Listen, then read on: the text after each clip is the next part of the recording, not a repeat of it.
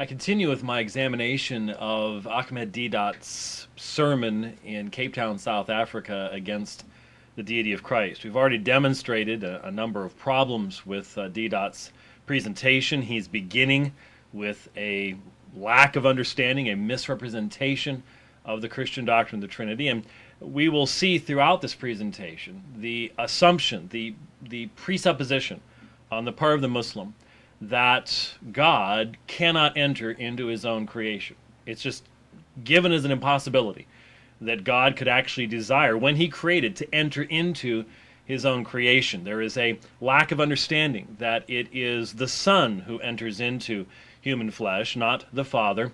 There is certainly no intention on Deedat's part to give accurate information and understanding to his audience. That really is a given as well, and I suggest that is one of the great contrasts between the best of Christian apologetics and that of Islam, is that Christians at least are under obligation to try to present an accurate representation of the position that they are seeking to respond to, and in this case, refute. In this next clip, we see this continuing theme in regards to the deity of Christ as it's presented in the New Testament. I'll comment on it after we listen to what Deedat has to say. However, chapter 2, verse 23, it says, when he was 8 days old, he was circumcised. I'm only reading what's written there. When he was 8 days old, he was circumcised and named Jesus by the angel when he was in his mother's womb. So asking, who was in his mother's womb? They said Jesus. So who is Jesus? He's God and the Son of God, veritable Son of God. So how did he come out from there? This is just like you and me. I'm asking, please explain. In Zulu, say, chazela, chazela. Make it easy for me. How? How? Please explain. And you watch his face. How can you explain? And he was circumcised. I said, the barber. It was a barber's job. There were no surgeons those days to circumcise children. The barber did the job. You see, this was their privilege. So a barber comes along to the stable after 8 days, and you know how circumcision takes place. I remember because I was 8 years old when I was circumcised. So I know very vividly how things happen. See? When children are 8 days old, they know nothing what's going on. But I says, I know how it works. Imagine God being circumcised. Can you imagine somebody coming and holding God and saying, this is my God, I'm circumcising him? No. Did the barber think he was a God? No. Did his teacher, when he went to school, did he think he was teaching a God? No. Now, there are a number of observations to be offered in response to what Deedat has had to say. First of all, notice he said God and the Son of God. It almost sounds to me like he thinks there's a distinction. And is it possible that even he was confused on the nature of Christ as deity over against the identity of Christ, possibly confusing him with the Father? It's quite probable, because clearly Deedat, as all Muslims, was a Unitarian, but very, very few. In fact, to be honest with you, I just haven't yet met my first Muslim scholar who can break out of his Unitarian categories at least long enough to understand what a Trinitarian believes. I just haven't met that person yet. I hope that they exist, but I haven't met any of them yet. And so it's quite probable that Deedat actually sees a distinction there, and that as a result he does not understand exactly what it was that Christians were teaching long before Islam came along.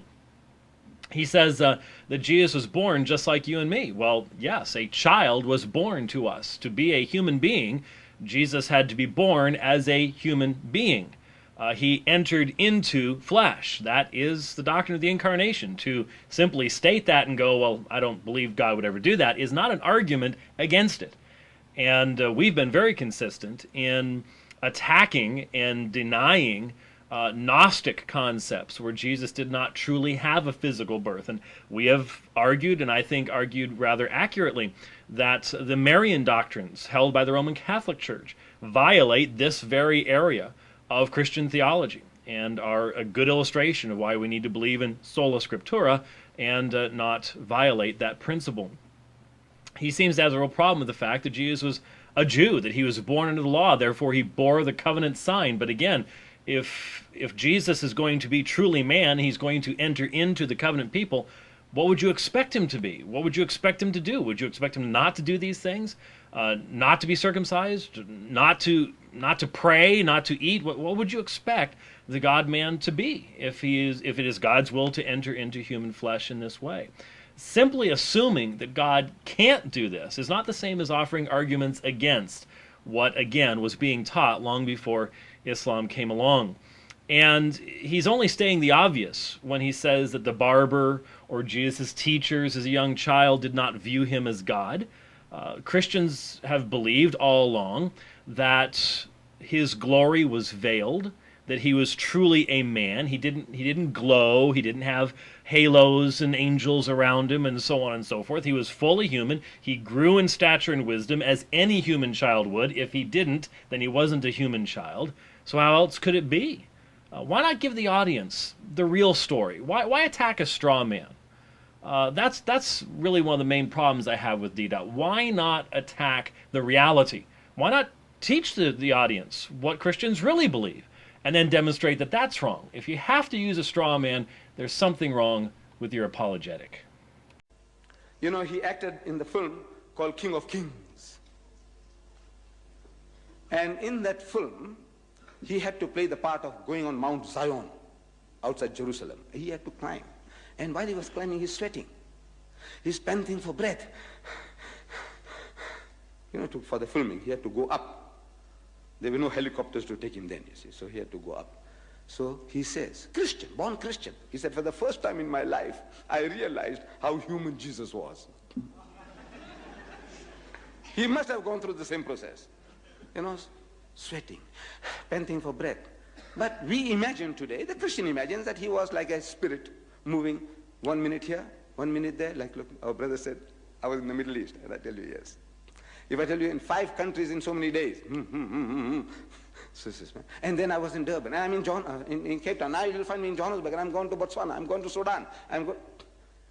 But you know, I have to work hard to get these places. I'm not floating like a spirit.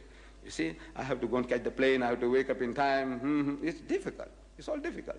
But now, when people tell you, say, hey, you know, he was there, and I saw him there, and then when I went to Cape Town, I saw him there lecturing there. So you think he was a ghost. Deedat was a ghost. But you know, Deedat is no ghost. Christians imagine Jesus was floating around like a spirit? Hardly. It is Christian orthodoxy to recognize that Jesus was the incarnate one. The New Testament is very clear in teaching that he experienced hunger, that he experienced thirst, that he became tired after long days of teaching. This is part and parcel of what we believe. This is misrepresentation on the level of starting to talk about how Islam has 2 gods, Muhammad and Allah. I mean, it's that level of misrepresentation. And when you have to misrepresent the other side, what does that say about your apologetic? At this point, then, Deedat goes into Surah 5, 119. And instead of trying to squeeze that into the small amount of time we have here, we'll keep that for the next video as we continue to review what Ahmed Deedat said against the subject of the deity of Christ in Cape Town, South Africa. Thanks for watching.